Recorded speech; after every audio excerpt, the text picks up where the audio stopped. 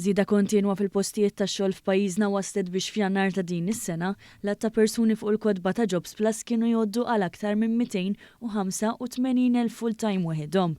Dan grazzi għal żieda ta' 7.3% jew żieda ta' aktar minn 17,000 full-timer fuq is-sena ta' qabel, fil-maġġoranza assoluta tagħhom fil-privat. Fil-fatt tal-kull 18-il impjieg li żdied fil-privat wieħed biss żdied mas-settur pubbliku, tant li l-privat irreġistra żieda komplessiva ta' aktar minn 18,000. Fost impjiegi full-time l-akbar żiediet ġew irreġistrati fis-servizzi tal-akkomodazzjoni u l-ikel u dawk amministrattivi u ta' sostenn. Fl-istess xahar l-impjiegi reġistrati bħala part-time żdiedu b'6.5% jew 1,333 fuq l-istess perjodu fl-2023, filwaqt li dawk fejn il-part-time u l-impjieg ewlieni tagħhom żdiedu b'4%. L-oqsma li l-aktar waslu għal din iż-żieda kienu l-attivitajiet professjonali, xjentifiċi u tekniċi u s-settur ta' trasport u l-ħażna. L-att ta' persuni reġistrati li jaħdmu għal rashom full-time telab madwar 800 mqabbel ma' Jannar 2023.